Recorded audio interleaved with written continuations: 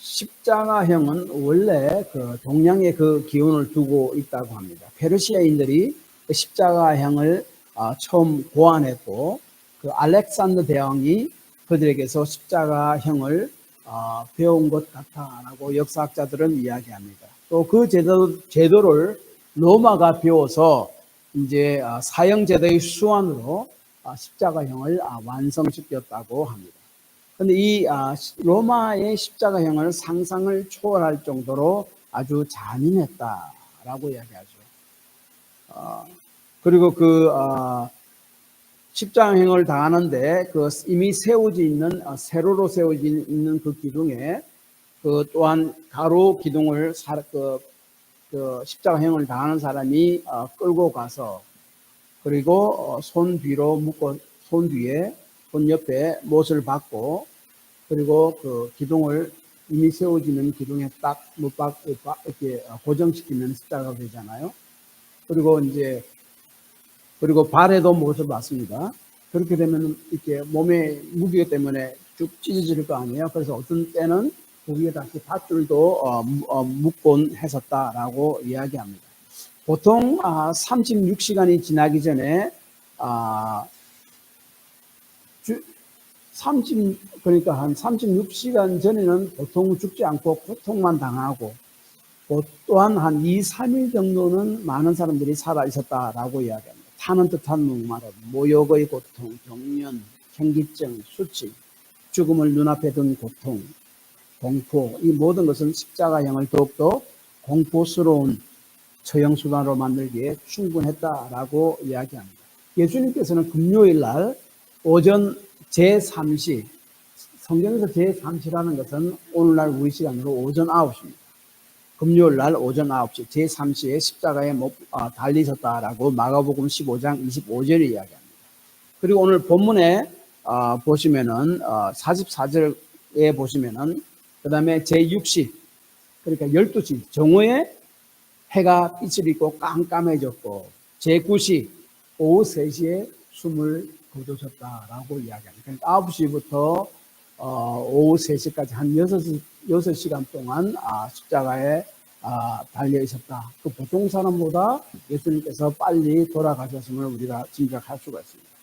오늘 본문을 보면 예수님께서 십자가에 매달려 이제 돌아가실 때에 여러 가지 일어난 현상을 지금 이야기하고 있는데 이러한 현상들을 살펴보면서 예수님의 십자가의 죽음은 육신도 보통 이상인 것임을 본문이 말하고 있으면 우리가 짐작할 수가 있는데 그것에 대해서 우리가 살펴보려고 합니다. 예수님의 십자가에 달리신 그 의미가 본문에서 말씀하시는 그 의미가 무엇인가 우리가 한번 살펴봅니다.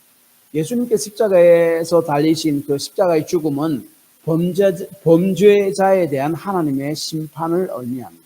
오늘 본문 말씀을 잘 살펴보면은 예수님의 십자가의 죽음은 범죄자로서 하나님의 벌하심인 것을 의도적으로 강조함을 우리가 알 수 있습니다. 먼저 33절에 보면은 예수님께서 십자가에 달리신 곳을 해골이다라고 이야기합니다. 또 우리 다른 성경에 보면은 골고다에서 달렸다라고 이야기하잖아요. 그 해골이라는 단어는 원래 그 헬라어, 그리스만, 헬라어를 직역한 거예요. 스칼, 문자보다 해골이고, 그 다음에 골고다라는 단어는 같은 말인데, 같은 지역인데, 당시 사람들이 통용하던 그 언어인 아람어입니다. 그래서 골고다와 이 해골이라는 곳은 같은 장소입니다. 근데 이 유대인의 법이나 로마의 법에 의하면은 사람들이 사는 그 성이 있었잖아요. 성 안에서는 그 사형 집행을 할 수 없게 되어 있습니다. 그래서 이제 예수님을 성 밖으로 끌고 사형 집행을 향하는데 그 해골이라는 곳, 그 골고다라는 곳이 그 메이저 도로가 지나가는 곳이고 사람들이 많이 왕래하는 곳이고 좀 이렇게 높은 곳이고 그래서 그 사형을 집행할 때 모든 사람들이 많은 사람들이 정말로 잘 볼 수 있는 곳이었다라고 이야기합니다. 그것을 그 로마 군병들이 그곳을 정한 이유가 이 사형 제도를 이 흉악한 사형 집행하는 것을 사람들로 하여금 보게 함으로써 사람들로 하여금 이러한 십자가에 달리는 형벌을 달리는 죄를 짓지 않게 하려는 의도가 있었다라고 이야기합니다. 또한 이제 예수님께서 또 이렇게 십자가에 달렸을 때 예수님 우편 좌편에 강도가 흉악한 죄를 지은 흉악범이라고 이야기하는데, 또 다른 성경에 보면 강도라고 그러죠. 그러니까 살인형을 받은 또 흉악범들이 양옆에 달려 있었다라고 이야기하므로 예수님도 그와 같은 흉악한 범죄자와 같은 죽음이었음을 본문은 말씀하고 있습니다. 그리고 또한 44절에 보니까 예수님께서 십자가에 돌아가실 때 해가 빛을 잃고 온 땅에 어둠으로 덮였다라고 이야기하는 것을 하는데, 이것은 하나님의 마지막 심판을 의미합니다. 하나님의 마지막 심판 때에 온 땅이 빛을 잃고 어둠 가운데 있을 것임을 성경 곳곳에 이야기하는데, 즉 하나님의 심판을 상징합니다. 그리고 특별히 이렇게 해가 44절에 보니까 해가 빛을 잃어버린 현상이 있었다라고 이야기하는 것은 하는데, 이것은 그 달이 태양을 빛을 다 차단하는 현상이 뭡니까? 일식 현상이잖아요. 그 일식 현상이 아니라고 이야기합니다. 왜냐하면 예수님께서 십자가에 못 박힐 당시는 6월절입니다. 오늘날 태양력으로 3월에서 4월에 해당합니다. 그때는 보름이어서 또 팔레스타인 지방에 일식이 도저히 일어날 수 없는 때였다라고 이야기합니다. 그리고 이 시기 만약에 일어난다 해도 짧으면 몇 초 동안 잠깐 일어나고, 길면은 7.5분, 8분도 안 되고, 최대한으로 7.5분 동안 일식이 진행되고 그 다음에 사라진다. 오늘 본문에 보면요, 44절에 보면 제6시 정오 12시에 해가 어두워지기 시작해서 제9시 오후 3시까지 3시간 동안 진행되었다고 합니다. 그러니까 보통 우리가 상상하는 그 일식 현상이 아니었다라고 이야기합니다. 그 배후에 하나님이 있다는 것이죠. 그러므로 그리고 또한 이 온 땅에 해가 빛을 잃었다라고 이야기하는데, 여기서 온 땅이라고 쓴 그 헬라어 단어는요, 온 세계를 이야기하는 것이 아닙니다. 예수님께서 십자가에 못 박히신 그 지역, 그 주변 지역을 이야기하는 그 단어입니다. 그래서 이 예수님께서 십자가에 못 박히시고 죽기 바로 직전에 온 땅이, 그 주위의 모든 지역들이 어둠으로 갑자기 뒤잡혔습니다. 그래서 일식 현상도 아니었습니다. 한 3시간 동안 길게 그렇게 어둠으로 뒤집혔습니다. 그게 무엇을 이야기합니까? 그것이 바로 하나님의 심판의 이미지로 성경은 설명합니다. 예를 들어서 요한일서 2장 31절을 보면은 이렇게 이야기합니다. 여호와의 크고 두려운 날이 이르기 전에 해가 어두워지고 달이 핏빛같이 변하려니와, 하나님이 심판할 때가 되면은 이게 그런 어두운 현상들이 일어남을 이야기합니다. 아모스 8장 9절에서 10절까지도 마찬가지입니다. 주 여호와께서 가라사대 그날에 내가 해로 대낮에 지게 하며 백주의 땅을 캄캄케 하며 너희 절기로 애통으로 너희 모든 노래를 애곡으로 변하게 하며, 해로 대낮에 지게 하고 캄캄케 한다. 하나님 심판입니다. 그런데 여러분, 똑같은 사건을 기록한 마가복음 15장 33절에 보면은 오늘 본문 44절과 똑같이 제6시부터 9시까지, 그러니까 정오부터 오후 3시까지 온 땅이 어두워졌다라고 이야기합니다. 그리고 그 바로 다음 구절 34절에 보면은 예수님께서 하나님께 부르짖는 구절을 놓습니다.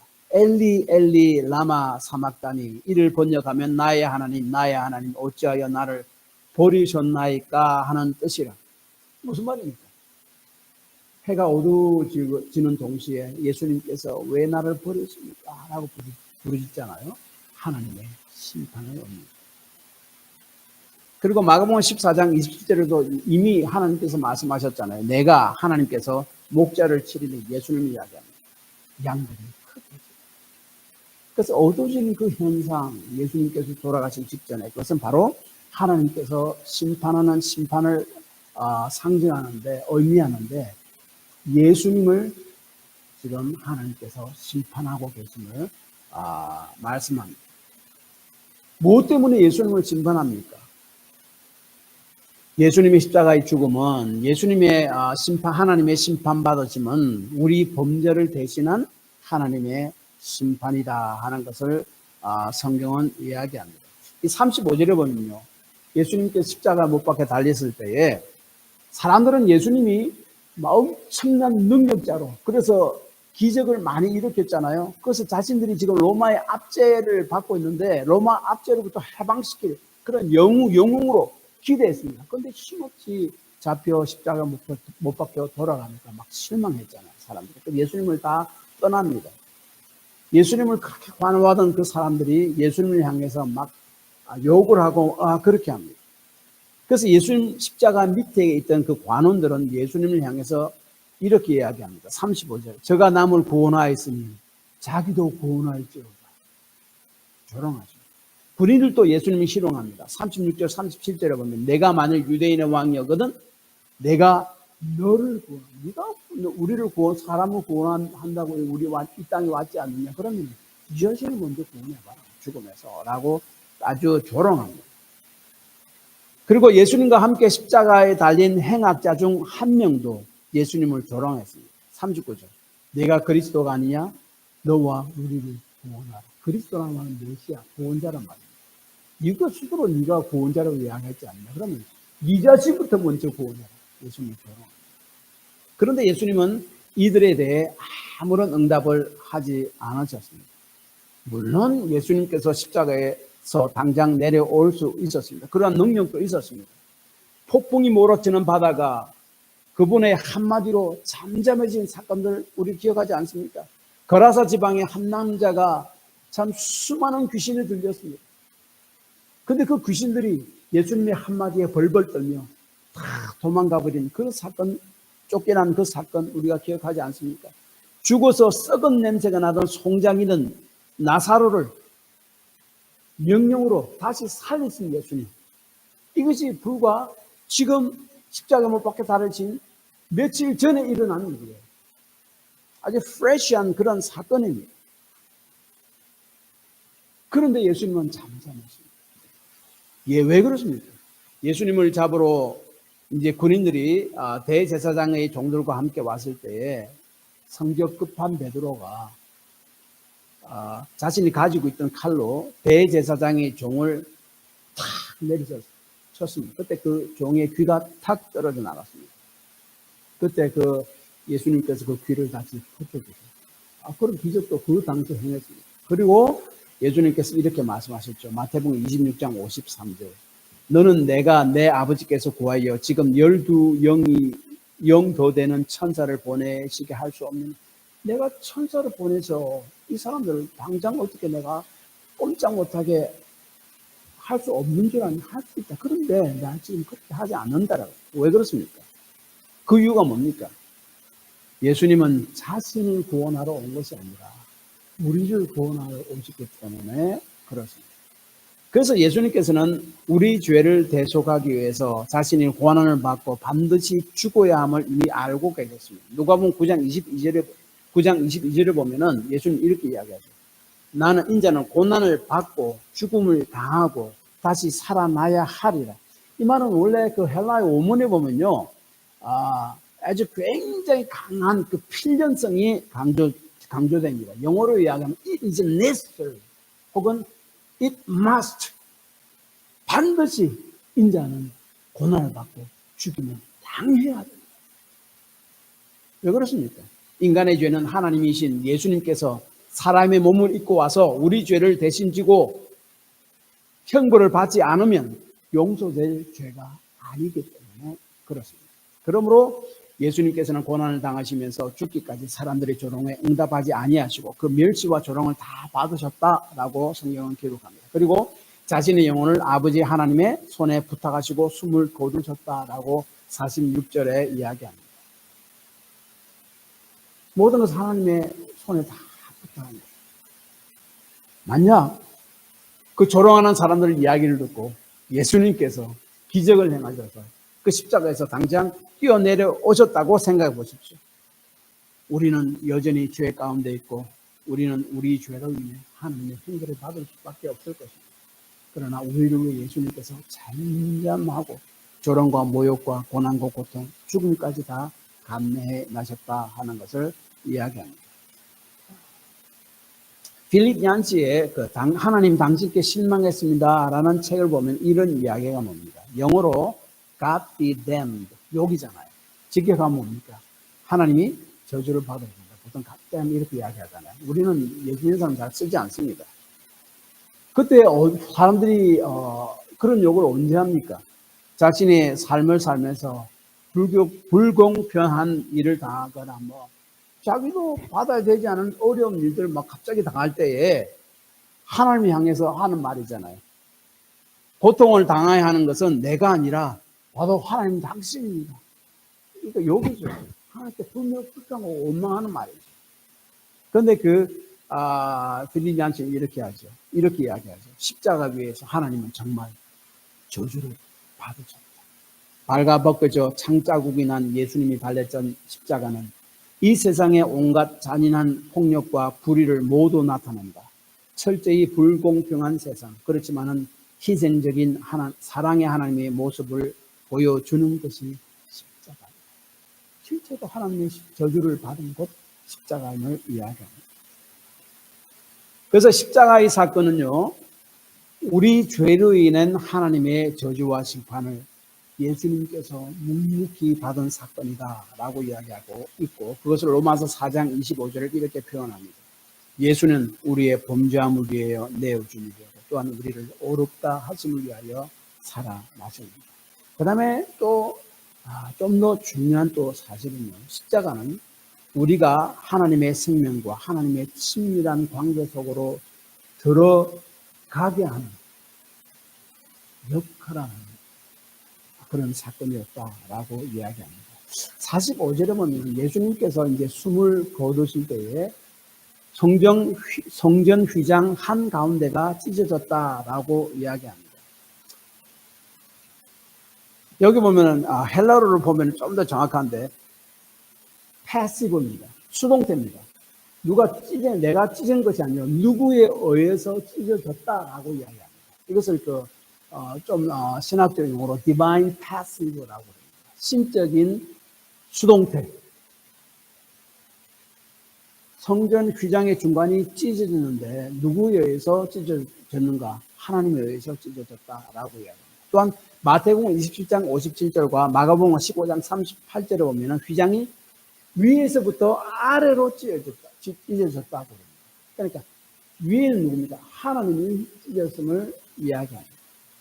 근데 이 휘장이 뭡니까? 여러분 하나님의 성전이 있잖아요. 성전 안에 성소가 있고 그 다음에 하나님의 법궤가 있는 지성소가 있습니다. 그곳은 하나님의 임재가 있는 곳이에요. 아무나 함부로 들어갈 수 없습니다. 그래서 성소와 그 지성소 사이에는 큰 휘장이 있습니다. 아주 두꺼운 휘장입니다. 여러 가지 색깔로 꼰 실드로 만들었고, 그래서 대제사장만이 1년에 한 번씩 대속죄일 날,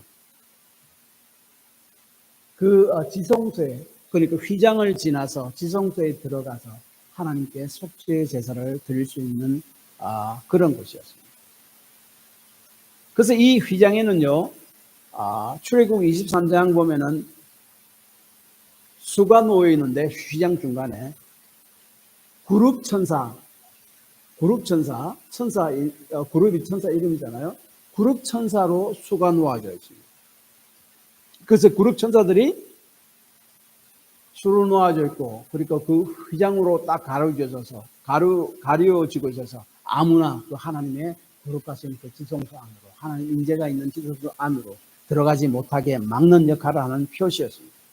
그런데 이 그룹 천사가 또 지키고 있는 것이 어딘지 아십니까? 에덴 동산이었습니다. 에덴 동산 입구에도 그룹 천사들이 지키고 있었어요. 하나님께서는 죄 있는 인간을 에덴에서 쫓아냈습니다. 아담과 하와를. 그 다음에 에덴 동산의 동쪽에 그 구룹 천사를 세우십니다. 그리고 그에게 화영금, 불칼을 지어주십니다. 그래서 그 에덴 동산 안으로 아무로 들어오지 못하게 만들었습니다. 에덴 동산 안에 뭐가 있습니까? 생명나무가 있잖아요. 영생을 얻게 하는 생명이 있습니다. 그리고 에덴 동산은요, 하나님과 친밀한 교제를 할 수 있는 그곳이 바로 에덴 동산이었고, 하나님 임재가 있는 곳이었습니다. 근데 그것을 이제 죄 있는 인간이 더욱상 그곳으로 접근하지 못하도록 그룹 천사를 통해서 불칼을 들게 만들어서 지키고 있었다. 더 이상 죄로 인해서 하나님 앞으로 들어갈 수가 없습니다. 하나님 임재 가운데 들어갈 수 없고 하나님의 생명 가운데 들어갈 수 없는 것이 바로 죄 있는 인간의 상태였다라고 이야기합니다. 그런데요, 인간은 원래 하나님과 친밀한 관계였습니다. 창세기 3장에 보면은 하나님께서 에덴 동산을 거닐 때에 아담은 어디 있느냐라고 아담을 부르셨거든요. 그 말이 뭔가는 하나님은 원래 아담과 함께 동산을 거리실 정도로 친밀한 관계를 유지하셨다. 인간이 바로 그런 존재인 거예요. 그런데 인간이 죄를 지었습니다. 어떤 죄입니까? 하나님과 같아지는 교만이죠. 하나님이 필요 없고 내가 하나님 되겠다는 것입니다. 여러분, 한 나라의 왕이 정말 그 나라를 아주 잘 다스리고 있습니다. 그런데 그게 한 신하가 욕심으로 인해서 왕을 끌어내리고 자신이 왕이 되려고 한다면 그것은 뭐라고 그럽니까? 반란이네, 쿠데타라고 부릅니다. 사형감입니다. 집에 많은 재물을 가진 부모가 있었습니다. 그런데 그 흉악한 자녀가 부모의 재산을 다 빼앗아서 자기가 다 이렇게 사용하기 위해서 부모를 그냥 양로원에 보내버렸습니다. 그 재산을 자기가 다 완전히 다 마음대로 다 씁니다. 그 사람을 뭐라고 그럽니까? 폐륜하라고 그럽니다. 마찬가지로 하나님께서 우리를 하나님의 형상으로 창조하셨습니다. 우리에게 생명을 주셨고 하나님과 같이 에덴 동산을 다스리고 지키게 하는 그런 놀라운 축복과 사명도 허락해 주셨습니다. 특권을 허락해 주셨습니다. 그런데 하나님을 대항해서 하나님의 자리를 차지하고 하나님의 자리를 빼앗은 것, 하나님이 필요 없다고 하나님을 멀리하고 내가 내 삶의 왕이 되어서 내 스스로 내 삶을 살아가는 것, 그것이 바로 죄라고 이야기합니다. 이 죄를 통해서 우리가 살아가면서 계속적으로 죄를 짓게 되는 그런 일들이 일어났음을 성경을 이야기하고 있습니다.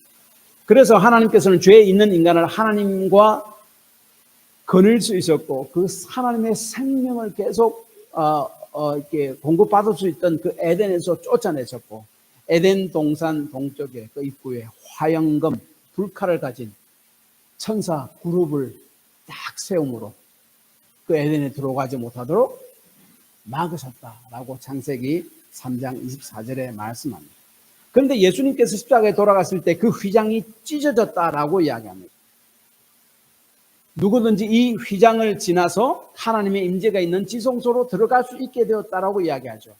에덴 동산 동쪽에 있는 문을 지나 그 에덴 동산 안으로, 그 생명이 있는 에덴 동산 안으로, 그 다음에 하나님과 친밀한 교제가 있는 에덴 동산 안으로 들어갈 수 있게 되었다 하는 겁니다. 그것이 바로 예수님께서 십자가에 돌아가셨을 때의 휘장이 찢어졌다 하는 의미입니다.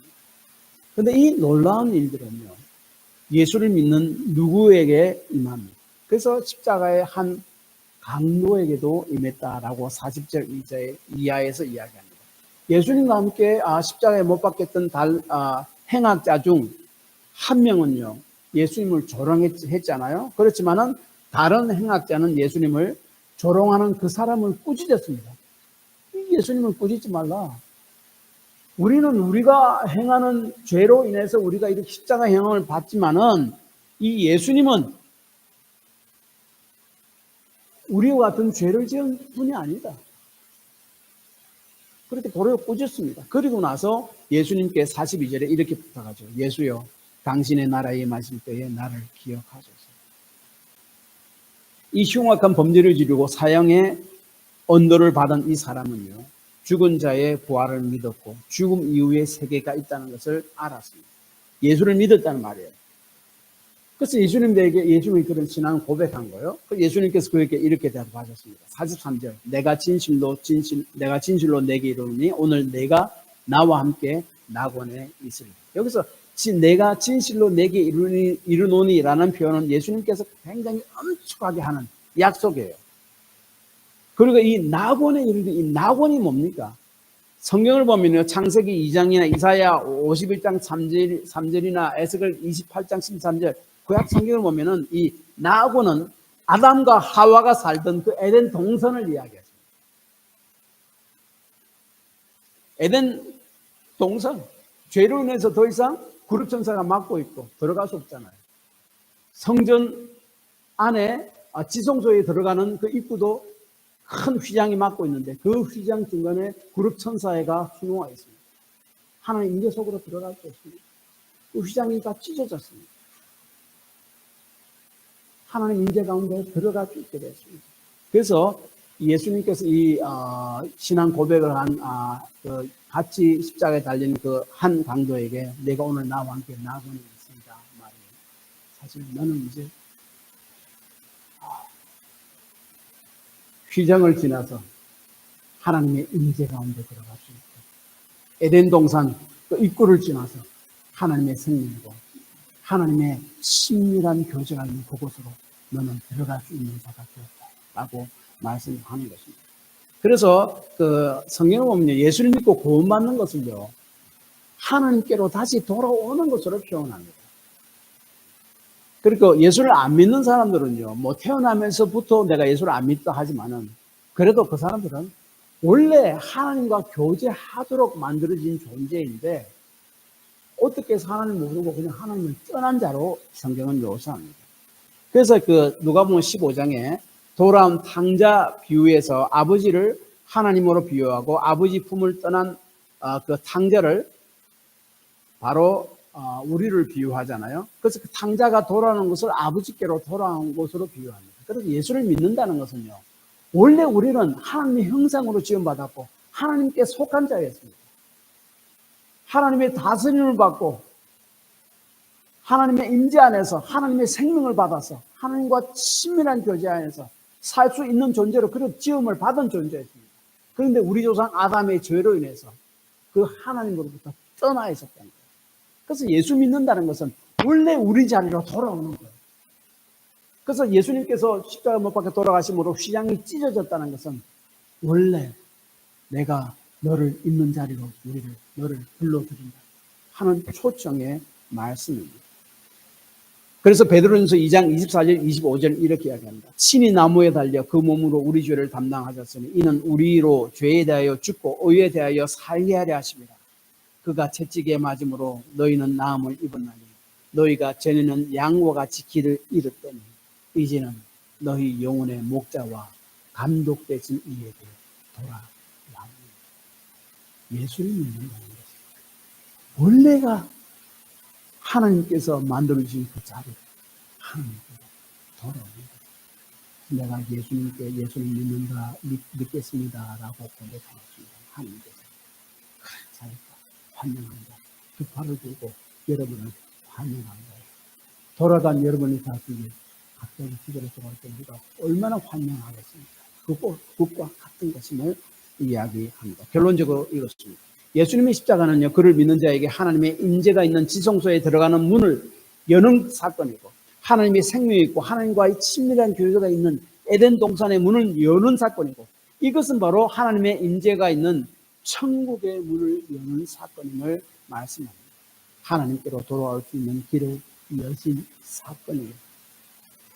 이 모든 사건을 십자가에 못 박혔으니 그 사건을 한마디로 표현하면은 하나님의 사랑이라고 말할 수 있습니다. 로마서 5장 7절 8절은 예수님의 사건을 이렇게 한마디로 요약합니다. 의인을 위하여 죽는 자가 쉽지 않고 선인을 위하여 용감히 죽는 자가 혹 있거니와 우리가 아직 죄인되어 있을 때에 그리스도께서 우리를 위하여 죽으심으로 하나님께서 우리에 대한 자기의 사랑을 확증하셨습니다. 예수님께서 우리를 하나님은 없다고 하나님이 대적하며 모르는 사람이 우리를 위해서 십자가에 돌아가신 것은 우리를 위한 하나님의 사랑을 확증하신 사건이다 하는 것을 이야기합니다. 중국의 이모당이라는 분이 있습니다. 노벨 문학상 후보까지 오른 소설을 가지고 아주 유명한 세계적인 석학입니다. 이분이 하버드에서도 공부했고 그리고 독일에 가서도 박사학위 받은 아주 유명한 분이었습니다.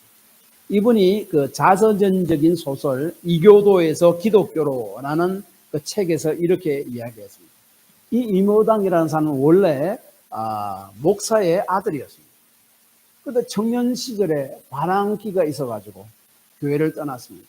청년의 비판적인 눈으로 교회를 보니까 교회가 너무나 위선적이라고 이렇게 판단했던 것입니다. 그래서 평생 하나님을 떠나 방황하다가 한때 중국의 아주 고유의 종교인 도교에 심취하게 됐고 또 유교에 심취하게 됐고 불교에 심취하게 됐습니다. 그래서 불교의 대자대비한 넓은 자비의 바다 그 속에 빠져 들어가려고도 했었습니다. 이렇게 이교도로 방황하다가 결국 기독교로 돌아오면서 이 이모당이라는 사람이 쓴 말이 있습니다. 이것입니다. 사람들아 촛불을 꺼라. 태양이 떠올랐다. 지금까지 자기가 여러 종교를 경험하면서 거기서 좋은 면들을 많이 보았습니다. 귀한 가르침도 들었습니다. 그러나 기독교의 하나님의 크신 사랑을 깨닫고 나니까 그것들은 촛불밖에 지나지 않는다는 사실을 깨달았습니다. 그래서 그는 외쳤습니다. 사람들아 촛불을 꺼라. 태양이 떠올랐다. 하나님의 사랑과 은혜에 비하면 다른 종교나 사상, 숭고한 가르침이나 삶도 붉은 태양이 강하게 내리쬐는 한낮에 촛불밖에 되지 않는다는 것을 깨달았던 것입니다. 예수님의 십자가에서 죽음은 우리에게 하나님의 생명과 임재와 심리한 교제가 있는 하나님께로 다시 돌아올 수 있는 길을 여신 사건이다라고 이야기합니다. 흉악한 죄를 지은 강도 같은 자라고 할지라도 누구든지 예수를 믿는 자에게 하나님께로 다시 원래의 자리로 돌아갈 수 있는 문을 여신 사건입니다. 우리를 향한 하나님의 은혜와 사랑의 사건입니다. 이 고난주에 하나님의 태양빛을 발견하시기 바랍니다. 여러분의 조그만 촛불을 다 끄시기 바랍니다. 태양빛 같은 하나님의 은혜와 사랑 안에서 흠뻑 취하고 감사하고 즐거워하시고 기뻐하시는 여러분이 되십니다. 기도합니다.